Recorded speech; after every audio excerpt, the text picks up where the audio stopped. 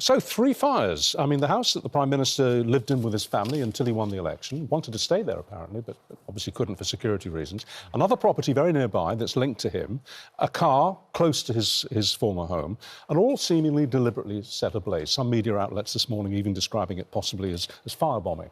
What do we make of all this? Well, counter-terrorism police are looking at it, and it's a worry. I mean, the Prime Minister rents this house out, but it's quite common knowledge where it is.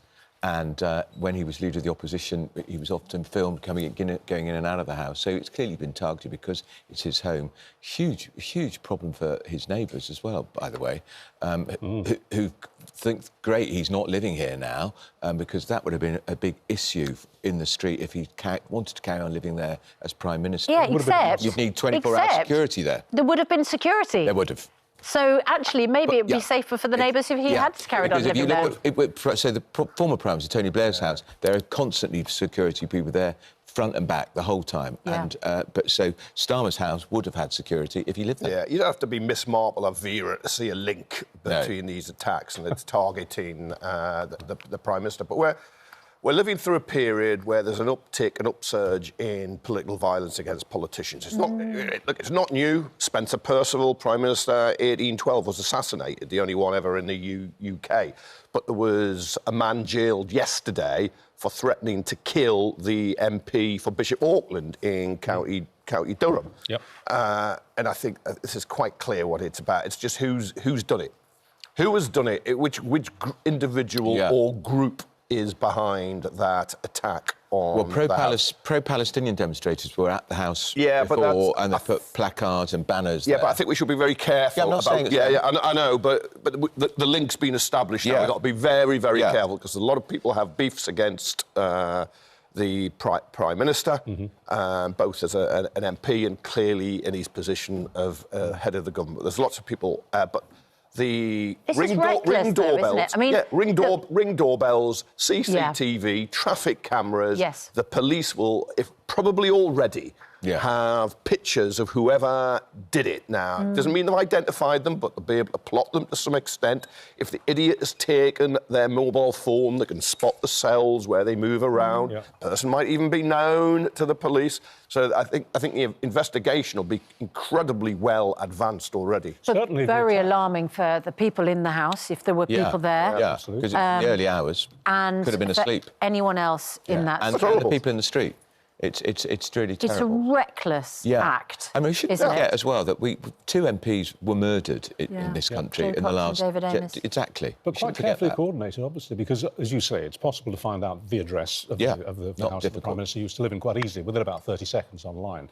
But there was the second property, which we're not quite clear what the connection is with the Prime Minister, but it's being reported by the police that it is connected to him, and the car. So quite a carefully coordinated series of events. It's not just one random person running amok. Yeah, and there'll be pressure now for that house or that street to have a police presence. Yeah, and because if you're living in that street, you're going to be very nervous, anxious. That this will encourage idiots, others to perhaps try and do it. So are they going to have to put security in the street? What's changed, do we think, in our country, where violence against MPs, murderous attacks on MPs, certainly not becoming the norm, but they no longer quite shock and surprise us the way they would have done 30 years ago? Well, you say that. I mean, the Brighton hotel bombing, you know, we've seen that was an attempt to kill an entire cabinet. Yeah, exactly. So it's not that it's new. No, four MPs were killed during the Troubles or the Civil War in Northern Ireland, including... Ian Gow. Ian Gow, Erin Eve,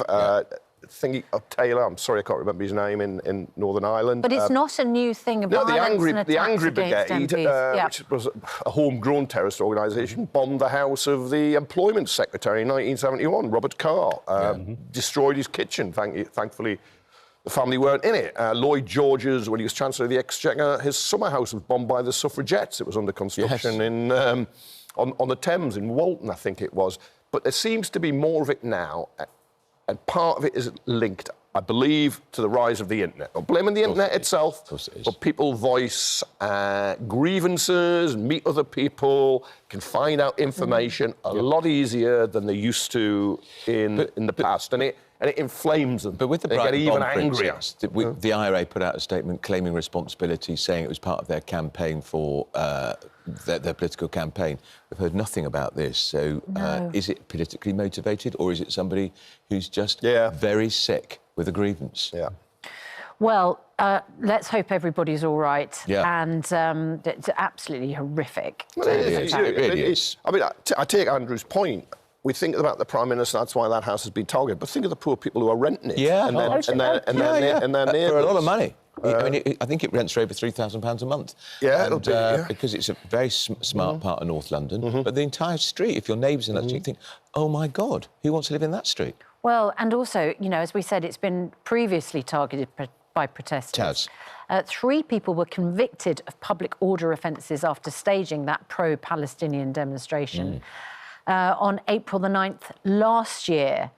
So that was before he was Prime Minister. Yeah, so I can imagine. That's when he was living there. There's a lot of disruption if you live in that area. And his wife was really disturbed by the demonstrations. She said, I felt a bit sick, to be perfectly honest. But there is uncomfortable. Because they have children. Look, I'm not defending that, and I think going to people's houses is wrong. Offices different, workplaces different, houses wrong. And Rishi Sunak had eco-protesters on his house in... He did. Got on the in Yorkshire. John Prescott did once in Hull. But they're noisy, they can be intimidating, but they're not firebombing. No. So there is a difference. It's interesting, though, you talk about Tony Blair's security now. Of course, people like Starmer, as and when he no longer is Prime Minister, he'll have to have security for the rest of his life. Rest of their life. Yeah, that's what they have to do. Until he's an old man. Yeah. All former Prime Ministers have security. Yeah. Which is why they can't have security full-time for Prince Harry every time he thinks he wants to come over. Last year, during the court case, Lady Starmer was asked, did you know that it was a peaceful protest? And she replied, it would look like a peaceful protest if it hadn't been outside my home. Right. Yeah. And she's right. I because at agree home, with it. you need to feel secure, safe. Yeah. Absolutely. And you can't feel safe even if there is a peaceful protest. Yeah. It's intimidating. It is. And then, you know, as you say, we don't know who's responsible for this attack, but this takes it up a level. And they have children, so teenagers. I mean, did they have to walk through the protest to get home? I can't. Well, if there's dozens of people making a lot of noise and screaming and accusing your husband of being a murderer or complicit in murder, you don't know how it's going to go, which is why it will be intimidating. Yeah. And I fully understand and sympathise with her on how that she was felt. last year, and we don't know. And of course, they now live at number 10 Downing Street. But I can't imagine what it's like for the people in that house, and I can't imagine they'll probably stay. No. But anyway, we hope that the police can get to the bottom of that pretty quickly. I think you're right. I think the security camera footage from doorbells and all that kind of stuff is going to be quite telling. But anyway, we will report as we get the news. Let's stay with Keir Starmer. We were talking at 8:30 yesterday, 8:45 yesterday, about his speech on immigration. It's basically not gone down well. There hasn't really been any more than perhaps a one-handed round of applause for it, and most of the papers are deeply cynical. Well, the reason is those anti-migrant papers, politicians, I say you don't go far enough, although net migration falling from a record 900,000, just over 900,000 to 250,000 over a matter of 5 years is a huge drop. But then he's got people like me revolted by the language. Yeah. And you could tackle the issue, but feeling strangers on an island. Come on. I think surveys find most people know their neighbours and their communities, and they like their neighbours and they like where they live. Well, so they're not feeling like strangers, and you're given this impression that all these people coming here are going to be hostile and not going to be your friends. Shall we just remind viewers, because this is the phrase that has really aggravated people, upset people. It's this, as you say, Kevin, it's this phrase about an island of strangers, and it seems to evoke a different political moment. Let's have a listen to what he said yesterday. Now, in a diverse nation like ours, and I celebrate that, these rules become even more important. Without them, we risk becoming an island of strangers, not a nation that walks forward together. Now, why is that phrase so inflammatory to some people? Because Enoch Powell, the racist Tory in the late 60s... 1968. His infamous Rivers of Blood speech talked about people feeling like strangers in their country. He meant white people, strangers in their country. And it's kind of sickening now. Either he's got some young, naive person down the street, or he's got somebody who has gone where they should never have tripped. He's off his moral molehill. Now when he wants to accuse the Conservative Party or Reform of racism and bigotry, they will be able to turn around and say, what about you? What have you said? He's completely lost any moral ground he had as Prime Minister. It's gone. It's gone. We did say thrown it away yesterday at about 10 to 9, as we were reviewing immediately in the aftermath of the speech, the opening 5 minutes of the speech, and we all agreed that it sounded pretty much it had been scripted by Reform. He said during the speech that this response to immigration was not political at all. It was purely pragmatic and practical. But of course it was. It was obviously a response to the local elections a couple of weeks ago. No, there's no doubt about it. Of course it is. Look, the white paper's been in the pipeline for some time, but I think they probably brought it forward because of the Reform response. But I still think I was stunned to hear that phrase from the Prime Minister because I thought instantly, didn't Enoch Powell say almost the same in that infamous speech? But I still think he's tapped in. He doesn't mind this big row and everybody talking about this. He wants people to think he's being muscular and strong and tough on immigration. That's what he wants people to think, and it's upset a lot of Labour MPs. He couldn't care less because what he thinks is he might get people who are going to vote for Reform coming back to Labour. But actually, there are people who do feel strangers in their own country, in their own towns and communities. There are not many of them. Because these towns have changed a lot. If you go to the 2021 census, I think 95% of people over 65 are white. If you look at the number of in primary schools, it's about 65%. This country is changing fast and dramatically, and people are some people are uncomfortable. No. Most people like the change. No, Kevin, I'm going to finish my sentence if you don't mind. You keep talking over me. Stop it. OK. A lot of people feel... I thought you had finished your sentence. No, I haven't. A lot of people feel very, very uncomfortable about the way this country is developing. And that's what Starmer kicked off yesterday. Enoch Powell could have said all that. Yeah. Look, if I was you, I'd push that away. Most people are quite comfortable where they live. Now, there are some people who aren't. You can have a concern about migration, that's fine, and you can have a concern about the change, particularly if you're not involved, you're not consulted, and we don't get people mixing enough. All that is fine. Yeah. But I would have thought every cabinet minister now will be terrified of asking, do you feel like a stranger on your island? Well, I live in the most diverse city in the UK, London. We're in it now. And I don't feel like a stranger. No. I feel like I'm in a really rich, multicultural society. In London, I live in... But am I out of touch with people who this phrase is going to chime with?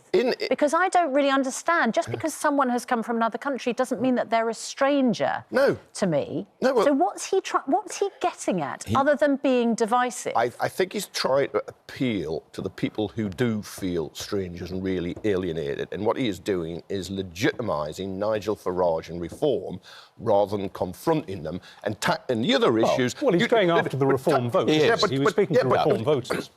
Clearly. If you're going to do that, Richard, I speak to Labour MPs in the House of Commons. I'm based there. That's my office. I go into Westminster, the Palace of Westminster every day. Those who went to Runcorn and Helsby, where Labour lost that by-election by 6 votes, you know the issue that came up on the doorstep? And it kept coming back at them, at these Labour MPs, why we're not voting for you. And Labour lost a seat with a 15,000 majority. It went Reform. Winter fuel allowance and PIP disability cuts. It wasn't, people weren't saying we're not voting for you because of migration. So he's ignored how he's punched his Labour voters in the face on withdrawing the winter fuel allowance and threatening to cut disability benefits, and he's focusing on migration and legitimising Reform. While he was making that speech, which, by the way, was a masterclass in hypocrisy because it conflicted with everything he ever said when he was leader of the opposition. He was taking a complete reverse position. Well, he was a strong proponent of open borders, wasn't he? He really was. Yeah. He really was. But while he was making No. It wasn't open borders. It was freedom of movement within the European Union, the 5% of the world in the European Union. And he kept saying we've got to stop the deportation of criminals, and now he wants to deport criminals from our jails. He's changed his position completely. It's a masterclass, but Richard, while he was making that speech yesterday, they were coming across the channel in their hundreds. Well, that's the point. And One he of the didn't great say a word about that's irregular. He was actually, no, that's illegal. That's irregular. You keep using irregular. It's illegal. At 9:30 French time, simultaneously, one of quite a large. Well, I think 400 crossed yesterday. Yeah, was crossing the channel. But as he was speaking, that was an issue. But that's a different issue. That was an issue in the Runcorn by-election. It simply was because it's totemic. It's another sign that this government, like the last lot, had no control over our borders. Labour. Of course, you do have control over your borders, which is why they're paying people smugglers to come in, because they're not allowed in. If you had no control, they'd just jump on a Eurostar. 12,000 this year. Look, 12,000 this year. There is an issue of that, but those numbers are relatively small compared to overall net migration. But let's be honest, you back Brexit when we had not open borders, we had freedom of movement in the EU, but you could keep out murderers and rapists or people who didn't get jobs. You could deport them. Very few were, but there wasn't any benefit tourism because the stats couldn't find it when we were looking for it to see if that was a real problem. It wasn't people were coming here to work. Fact is, net migration was a lot lower when we were in the European Union. What is the reason? So the Brexit vote, if you look at migration figures, they're sort of bobbing around 200,000, 300,000 just before Brexit. The Brexit vote happened, and many people voted on the issue of immigration and taking back control. Yeah. Immigration absolutely soared up until the point it went up of almost 1 million under the Conservatives. So we came out in 2019. Under Boris Johnson, it got to 930,000. Boris says it was a response to COVID because they needed an influx of foreign labour. That was his argument. I don't buy it. Oh, well, we'll have Robert Jenrick on, who is a former immigration minister. Well, he quit the government over Rwanda. Yeah. He quit the government because Suella Braverman was made Home Secretary, as overlooked twice. He quit after that. Yeah. And, he didn't get the top job twice. We'll ask him at 7:35. Because the fact is that both of the governing parties to date, however you define success in dealing with immigration, have completely failed. Completely. Both of them have totally failed. And this is all... I mean, I think the strategy is completely wrong in number 10. This is going to play to Nigel Farage's strengths. Yes. I mean, the trouble is, if you go right towards Nigel Farage, he's trying to be he's always going to be, he's always going to outflank you, isn't he? I don't think you can say this government's failed yet. I'm revolted by the language that the numbers are what they are. But you can see they're hardly a ringing endorsement of policy. They've had 10 months, they haven't done much, have they? It's got worse. A Conservative former minister said to me, and he reminded me, I've forgotten, in the mid-noughties, 2005-06, I can't remember the exact date. There was a big issue on TV, pictures all the time of migrants getting in the backs of lorries and on trains. And he said, Labour solved that. He said, don't rule out the boats being massively reduced. You're never going to stop the boats. You're never going to stop all the sailings, but you can reduce them. Can we talk about the post office scandal? Because we have a remarkable woman in the studio this morning. She was referred to in my interview with Sir Alan Bates yesterday. Former sub-postmistress Betty Brown. She's 92 years old and she's believed to be the oldest victim of the Horizon IT scandal. She and her late husband, Oswald, spent their life savings plugging shortfalls caused by the faulty system, £100,000. She says that when this system was first switched on at her local branch, she rang the helpline and staff said, just fiddle with the figures on screen to get rid of the loss. But she refused because she knew that she'd be accused of fraud. She was never actually accused of a crime because she always put her own money in to fix the problem. She's only been offered 60% of her claim. It's scandalous.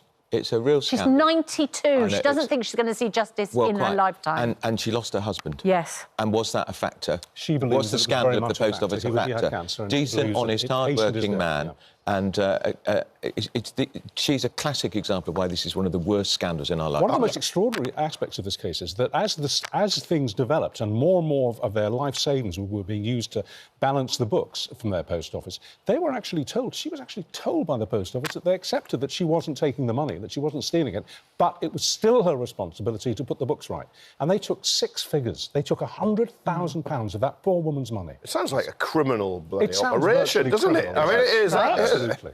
But I hope she hasn't just claimed for the money she put in. I hope she's claimed for compensation for all the distress and hurt and inconvenience she's suffered all the years. So I hope her claim is way over £100,000 because she'll deserve it. But you just look at those pictures of her going along with what looks like a bad hip, and she's got a walking frame at 92, and they haven't settled. I mean, you go between total despair and heartbroken to furious, molten, angry, and your blood boiling. She felt so shamed by the accusations that she didn't tell anybody outside her immediate circle. She couldn't bear to tell anybody. A decent working person who's a figure in the community. Yeah. She'll have felt some shame at it, but it's almost they blackmailed her. It's shameful. And you've got to pay, you've got to make it up. No. Well, the post office stole that money from her. Yes, absolutely. It is. Because there was a glitch which meant it appeared that she owed money. She then paid that money. She did not owe that money, in which case they had it under false pretenses. If she hadn't paid that money, would they have prosecuted her? And they knew that the system was screwed. They knew it was screwed, and they were getting calls from post offices across the country it's shameful. And pretending that they weren't. The most powerful jail time awaits. The most powerful bit watching the series, the drama, Mr. Bates versus the post office, is when he says, well, there's not just one. Yeah. And, of course, they made them all think they were the only one. Yeah. When they would have known in HQ there were lots of ones. Lots of ones become many people. And there's a systems failure there. Yeah. And they just covered it up. I mean, it is. Well, we will talk to Betty this morning